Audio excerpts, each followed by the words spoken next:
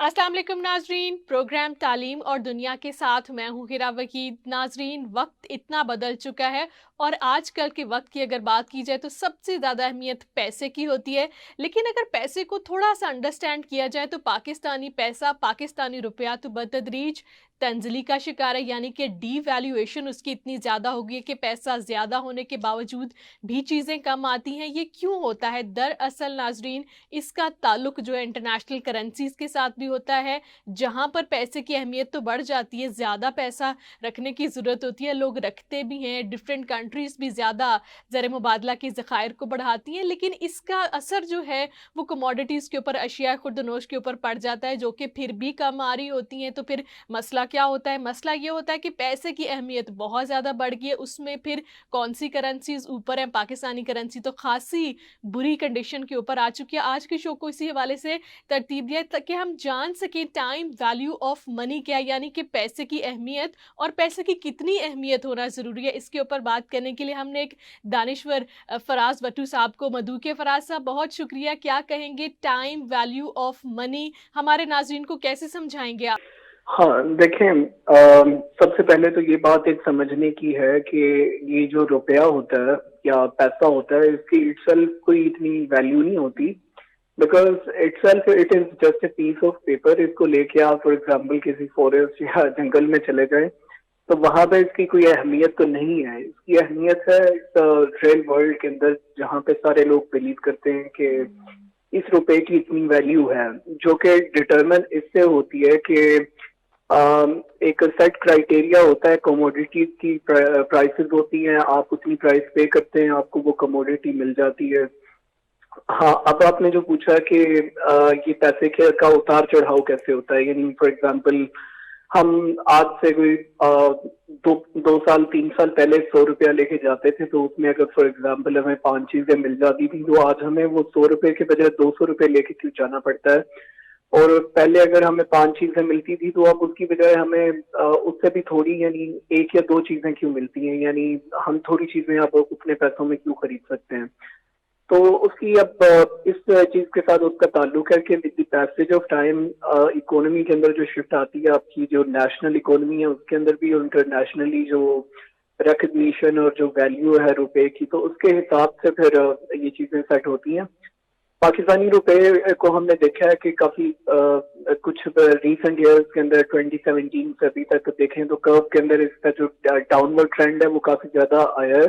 105 रुपए का एक डॉलर होता था, जो कि अभी आज रीसेंट आप देखें तो 285 तक पहुंच चुका है, 300 क्रॉस कर गया था कुछ रीसेंट जब प्राइस चल रहे थे उन दिनों के अंदर। तो इसमें बात ऐसी होती है कि आपका आपका जो इंटरनेशनल ट्रेड है ना, जिसके अंदर आप इंपोर्ट और एक्सपोर्ट कर रहे होते हैं, तो उसके अंदर अगर आप दुनिया को ज्यादा चीजें बेच रहे हैं और आपके कंट्री में बाहर से, यूरोप से या वेस्ट से, बाकी जो अमेरिका वगैरह में कंट्रीज हैं, वहां से अगर डॉलर्स और यूरोज और पाउंड अगर आपकी कंट्री में आना शुरू हो गए हैं, तो इसका मतलब है कि आपके पास डॉलर के फॉर एग्जांपल जो जखायर है ना, जो उसके रिजर्व हैं, वो बढ़ना शुरू हो गए हैं। लेकिन अगर आप ऐसे नहीं करेंगे, आप बल्कि अपने पैसे बाहर भेजेंगे और बाहर से चीजें मंगवाएंगे, और जो बाहर आप चीजें खुद बेच रहे होंगे वो उससे थोड़ी होंगी, दैट अल्टीमेटली मीन्स कि आपकी एक्सपोर्ट्स कम है और आपकी इंपोर्ट्स बहुत ज्यादा है। अभी पाकिस्तान फॉर एग्जांपल 100 रुपीज की अगर बाहर कोई चीज भेजता है ना, तो उसके मुकाबले में जो बाहर से चीज मंगवाता है वो 250 रुपए की होती है। सो 100 के मुकाबले में 250 का ये एक यहाँ पे आप कह सकते हैं कि पाकिस्तान उसमें नुकसान में चल रहा होता है, और कॉन्स्टेंटली हमारी इकोनॉमी इसमें चल रही है पिछले कुछ सालों से। तो इससे होता गया है कि आपके डॉलर के जब रिजर्व कम हो जाते हैं तो इंटरनेशनली पूरी दुनिया में ये देखते हैं कि आपके पास कितने डॉलर के ज़खायर हैं। जिनके पास ज्यादा डॉलर के ज़खायर है उनकी रुपए की वैल्यू अल्टीमेटली ज्यादा होती है, जिनके पास थोड़े होते हैं उनकी वैल्यू थोड़ी होती है। तो इस वजह से फराज साहब, पाकिस्तान का। एक बुनियादी सवाल यहाँ पर मैं उठाऊंगी कि दरअसल तो पूरी दुनिया ही डॉलर की तरफ देखती है क्योंकि आलमी ट्रेड डॉलर के अंदर होता है, लेकिन पाकिस्तान की सूरत हाल और गुज़िश्ता 1 साल में डॉलर का बतदरीज बढ़ना और पाकिस्तानी रुपया मुसलसल तंजली का शिकार होना, आप क्या नहीं समझते कि एक आम सा नुस्खा जो कि दिया जाता है, आम टारगेट जो है वो ये कहते हैं कि ढेर सारा डॉलर जो है वो खरीद के पाकिस्तान में आर्टिफिशियली जो है डॉलर की मांग को कम किया जा सकता है, लेकिन हुकूमत फिर भी नहीं करे? क्या हुकूमत स्टेप्स नहीं ले सकती इस तरह के? نہیں اس طرح یہ چیزیں نہیں ہوتی. آپ آرٹیفیشلی رکھ بھی لیں گے تو کیسے رکھ لیں گے؟ اس کے لیے بھی آپ کو کہیں سے پیسہ تو جنریٹ کرنا ہی پڑے گا نا, آپ کو پیسہ پیدا کرنا پڑے گا. تو آرٹیفیشلی آپ مانیٹری پالیسی وغیرہ کے تھرو ان کی قیمتیں روک سکتے ہیں, لیکن آپ اس میں کوئی خاطر خواہ اضافہ آپ نہیں کر سکتے, کیونکہ اسٹیٹ بینک جو ہے وہ پاکستان کی گورنمنٹ سے لیتا ہے, اور وہ صرف یہ دیکھتا ہے کہ ڈیمانڈ اینڈ سپلائی کیسے چل رہی ہے اور مارکیٹ کے ٹرینڈز کیسے ہیں. تو مارکیٹ کے ٹرینڈز کے حساب سے وہ خود ہی روپے کی ویلیو کو ایڈجسٹ کر لیتا ہے انٹرنیشنلی, وہ ڈالر کے ریزروز کو دیکھ کے. تو ابھی پاکستان کی گورنمنٹ یہ کر نہیں سکتی. پاس کے اندر انہوں نے کیا ہوگا, ایک طریقہ یہ ہوتا ہے کہ انفلیشن وغیرہ اس سے بڑھ تو جاتی ہے, لیکن ایک یہ ہوتا ہے کہ آپ پیسہ بہت زیادہ پیدا کر دیں, لیکن اس سے بھی ظاہر ہے کہ مہنگائی بڑھ جائے گی نا آپ کے کنٹری کے اندر, اور کوئی اتنا فائدہ اس سے ہوگا نہیں. اس کو اگر آپ نے روپے کی ویلیو اپنی بڑھانی ہو تو اس کا صرف ایک طریقہ ہوتا ہے کہ آپ اپنے یہاں پروڈکشن انکریز کریں. آپ جب زیادہ پروڈکشن اور مینوفیکچرنگ کریں گے تو اس کا مطلب ہوگا کہ آپ بیرونی دنیا کو چیزیں بیچیں گے. جب وہ بیچیں گے تو ظاہر ہے کہ آپ کے پاس ریزرو جو ہیں ڈالر کے وہ بڑھیں گے, اینڈ دین الٹیمیٹلی آپ کی جو ویلیو ہے روپے کی وہ بڑھ جائے گی.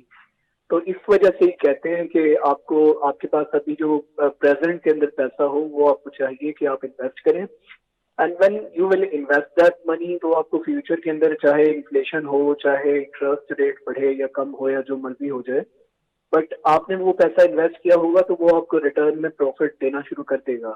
تو اس کو کہتے ہیں ٹائم ویلیو آف منی, کہ آپ کے پاس پریزنٹلی جو پیسہ ہے وہ زیادہ ہے ایز کمپیئر ٹو جو فیوچر میں ہوگا.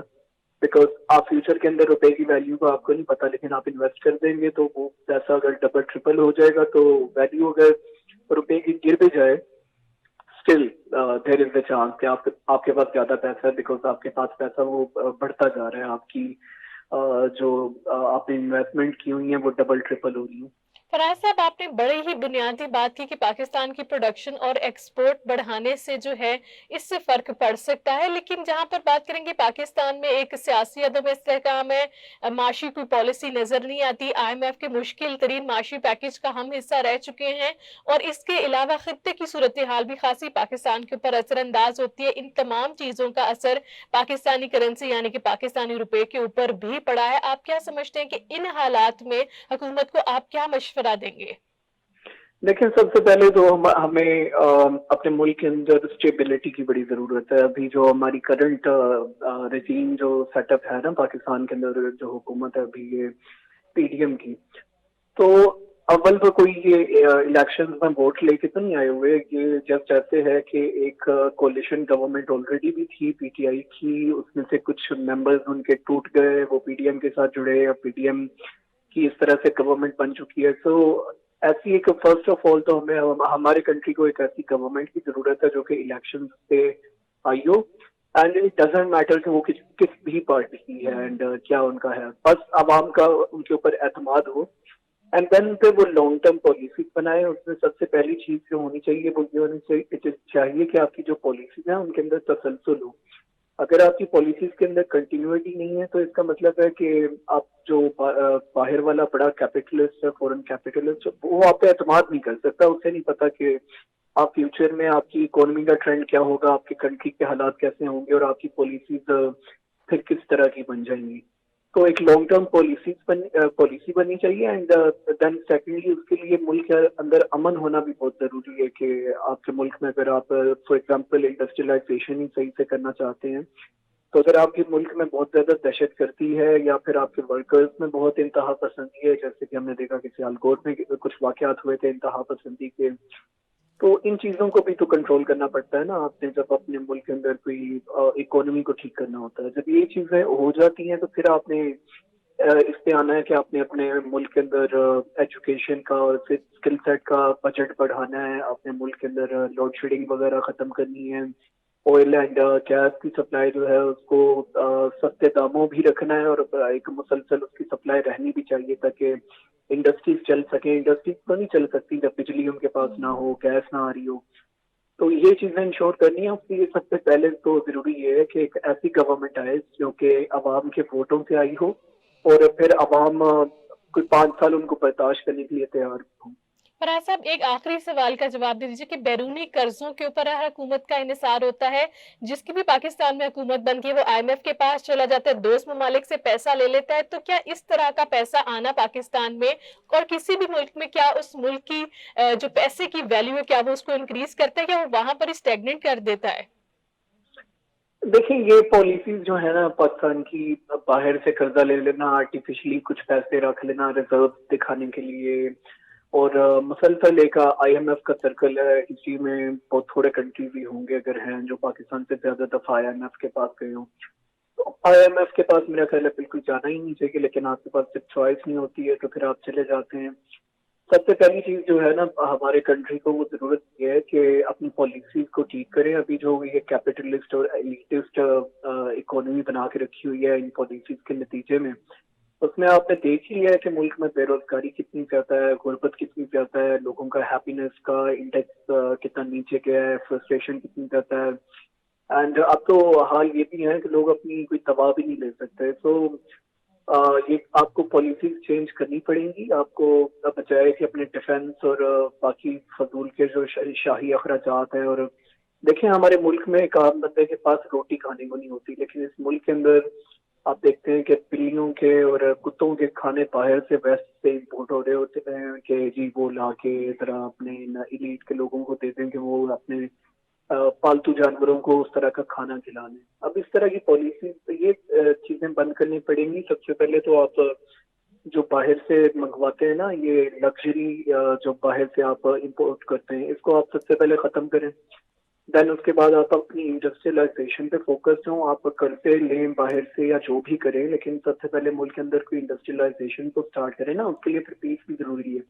आपको अपनी मैन्युफैक्चरिंग और अपनी प्रोडक्शन को इंक्रीज करना पड़ेगा। इसके अलावा आपके पास चारा नहीं है किसी भी किस्म का। अब ये जो तबाही हुई है आपने देख ही लिया है, इससे बहुत ज्यादा होगी फ्यूचर के अंदर अगर पाकिस्तान अपनी जो डायरेक्शन और नैरेटिव और पॉलिसीज है इनको ठीक नहीं करता तो। बहुत शुक्रिया व्यूवर्स, ये थे हमारे एक्सपर्ट फराज साहब जिन्होंने ये बताया कि पाकिस्तानी रुपया क्यों तंजली का शिकार है और बदतदरीज तंजली यानी कि मुसलसल पाकिस्तानी रुपये पैसे की कदर क्यों कम हो रही है।